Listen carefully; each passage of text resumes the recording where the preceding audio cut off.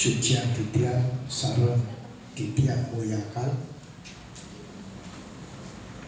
Yang terhormat Ketua PSN Pusat Pinangito Gede Pastike dan Ketua PSN Korwil Jawa Barat Pinangito Gede Agung Yanandana dan Ketua PSN Korda Bogor Jero Gede Iwayandega. Ini kita jadikan satu PSN gitu, supaya tidak terpisah-pisah. Yang saya hormati Bapak Humas, kebetulan diwakilkan oleh Bapak Agus Widodo, sudah ada.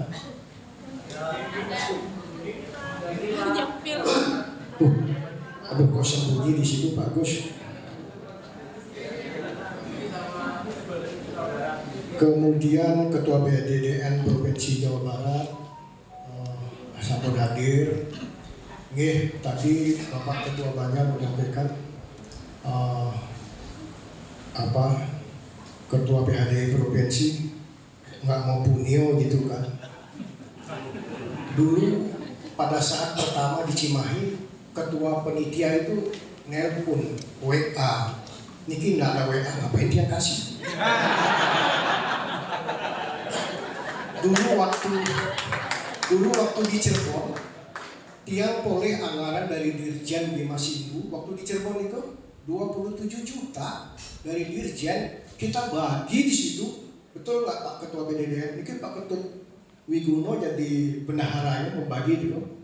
Dari Dirjen kita habisin gitu. Waktu di Cirebon kemarin itu mungkin masih ada yang masih ingat bahwa dapat amplop. Itu.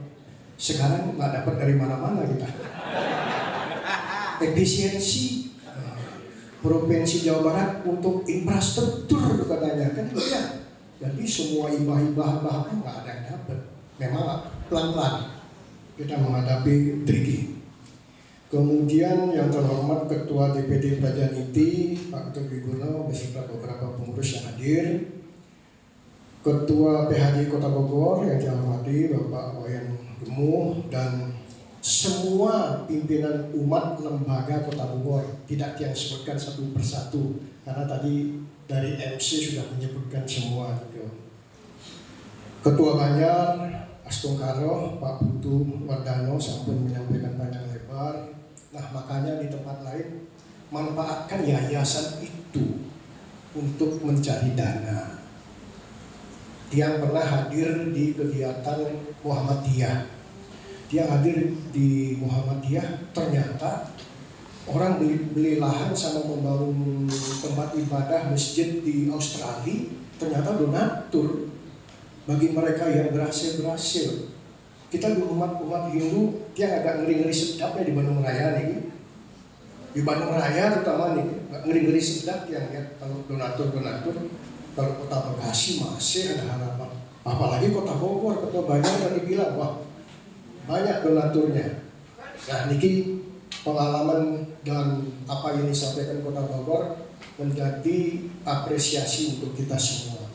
Ya termasuk tiang-tiang sadar juga setelah pensiun itu ternyata banyak juga kendala yang kita hadapi. Dia pada saat dinas, dia pernah membangun pura di Ambon. Tiang pribadi yang membangun itu bukan dikasih sama pejabat, tetapi bangunannya juga di instansi militer. Beda dengan yang di sini, kalau beli yang seperti ini memang harus kemampuan masyarakat. Nah ini jadi gambaran-gambaran kita untuk kita semua. Memang kalau di luar daerah itu, kalau nggak di instansi militer, di daerah transmigrasi yang bisa mengukur. Daerah transmigrasi di Poso, tapi lagi di Lampung dan seterusnya itu bisa hadir. Ini ada beberapa tempat patut diapresiasi apa yang dilakukan oleh Kota Bogor. Kemudian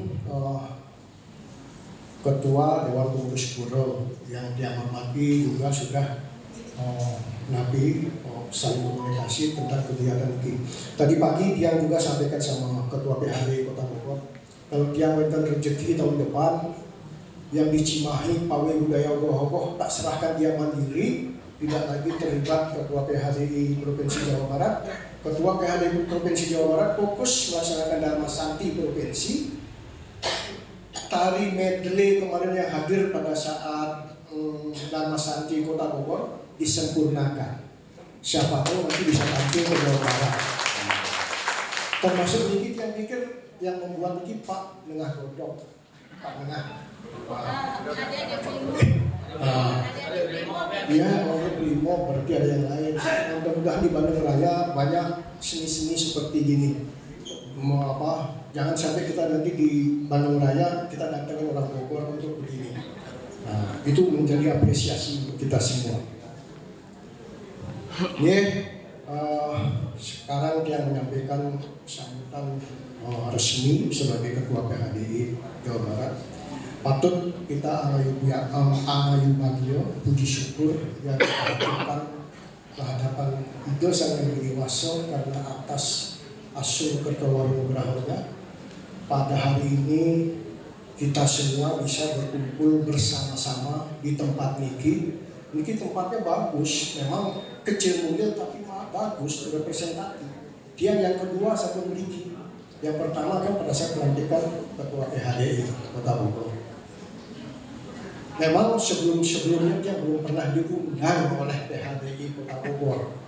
Baru setelah beliau Dharma Santi Kota Bogor dan sekarang sudah 3 kali dia hadir di Kota Bogor. Jadi kita berkumpul bersama-sama di tempat itu dalam rangka pertemuan semester 1 untuk SN Korwil Jawa Barat. Semoga para pinangito sareng sami dalam keadaan sehat walafiat, kita diberikan kesehatan, umur panjang. Pada hari ini juga kita berbelasungkawa karena ada salah satu pinangito Reng Bandung Raya, beliau pernah menjadi pinangito Reng Pura Secapa. Kita patut memberikan doa sama beliau. Dia berharap kita ambil sebentar untuk melakukan duduk sempurna, duduk kita. Habis itu kita Jawa Barat kita yang menyampaikan apresiasi yang setinggi-tingginya kepada seluruh pinangito. Karena para pinangito sareng sami adalah ujung tombak pelayan umat, penjaga nilai-nilai dharma, serta teladan dalam membina sraga dan bakti umat Hindu di bumi Pasundan atau di Jawa Barat ini. Melalui pertemuan semester 1 ini, weten beberapa poin yang perlu yang sampaikan. Pertama, mari kita bersama-sama meningkatkan kompetensi. Nah, kalau tadi Ketua Banjar bilangnya meningkatkan kemampuan kita. Mari kita tingkatkan kompetensi. Karena kenapa demikian? Karena makin niki tantangan zaman dan dinamika umat sudah semakin kompleks. Dia mengajak para pinangito untuk terus mengupgrade,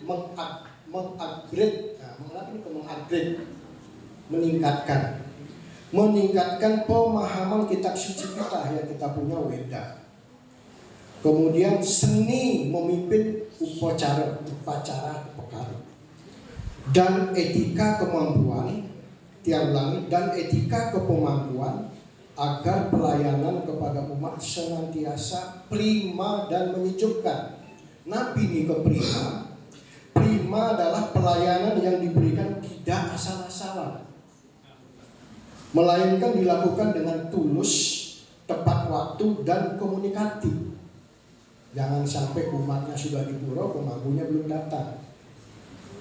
Begitu tidak datang, kita miskomunikasi. Itu dinamakan tidak komunikatif.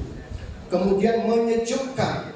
Nabi yang dimaksud dengan menyejukkan, kehadiran pinangito harus menjadi solusi, bukan menjadi masalah, tapi menjadi solusi.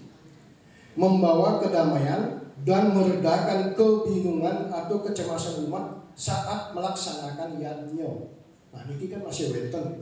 Makanya sekarang kita membuat daftar list siapa mau jadi pemangku, siapa mau jadi pinangito. Untuk mendaftarkan diri itu agak susah.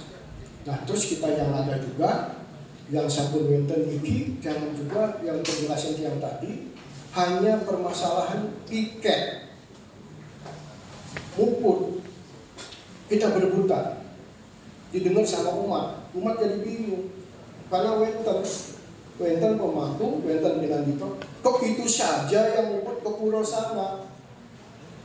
Iki jangan sampai itu didengar sama umat, dilihatnya kita bukan kursi kelas tapi ada yang kita harapkan. Mungkin di pulau sana itu sesarinya lebih gede, mungkin kan begitu. Iki dihindari yang seperti itu. Wenten. Kemudian yang berikutnya makin dinamika umat yang semakin kompleks, bahwa tantangan umat Hindu saat ini berbeda dibandingkan masa lalu. Kenapa demikian? Kalau generasi sekarang ini sudah masuk 2025 ke atas, generasi beta. Dulu ada bilang generasi milenial, generasi Z. Ini makin sudah masuk generasi beta, tapi masih post generasi Z. Sampun sami menggunakan digital. Dia punya cucu baru 4 tahun aja pagi-pagi sudah minta iPad, dan dia sudah bisa telepon neneknya pakai HP sendiri, sudah bisa. Jadi secara fisik maupun non fisik dia sudah jadi satu dengan digital. Nah, terkait dengan itu perubahan pola pikir umat seharusnya kritis, berarti itu tadi mari kita tingkatkan melalui banyak. Mungkin kalau di Bali mungkin Pinanggito itu ada yang profesor, ada yang doktor, terus bagaimana kita di sini. Nah, kalau ada waktu kesempatan kita untuk menimba pendidikan, mari kita menimba pendidikan. Dan umat sering mempertanyakan makna filosofis di balik sebuah ritual. Tidak hanya sekedar menjalankan tradisi. Niko makin bertanya, kira-kira Juru Mangku atau para Pinanggito bisa menjelaskan? Tidak, kan demikian. Kalau mereka bertanya, Niki harus kita mulai meningkatkan kemampuan yang harus kita miliki. Kemudian pengaruh globalisasi, masuknya berbagai budaya dan informasi menuntut Pinanggito mampu memberikan bimbingan spiritual yang relevan dengan kehidupan modern. Kalau boleh dia bilang, orang itu mempunyai keyakinan masuk ke daerah kita, ke wilayah kita, ke Nusantara, mungkin masuk dengan kekerasan, masuk mungkin dengan pedang, masuk mungkin dengan kekacauan. Tapi belakangan kalau kita mau melihat media sosial, bisa terhapus mereka dengan internet. Makanya dia di grup WA di grup PHDI provinsi itu, kalau ada bentuk dari konten-konten yang menyangkut tentang yang dulu tidak kita tahu, sekarang kita sudah banyak tahu. Oh, ternyata orang mau Tirtoyatro ke India seperti itu. Oh, orang yang mau Tirtoyatro ke sana, oh seperti itu. Makanya itu kalau dibilang naik haji, oh seperti itu. Oh, ternyata di situ bangunan. Nah, sekarang kan di media sosial sudah mulai, oh ternyata ke sana dibilangnya rumah Tuhan. Memang Tuhan di situ rumahnya ada alamat, kan begitu. Ternyata semua kegiatan menggunakan bebatuan. Oh, kok agama kita yang dibilangnya agamanya batu? Ternyata tidak. Ternyata kita tahu, oh itu juga cium-cium batu. Nah, niki media sosial sudah membuka kita semua. Nah, berikilah kita harus berbicara sarang anak-anak muda kita, generasi muda kita. Jangan mereka cepat terpengaruh, baru punya pacar,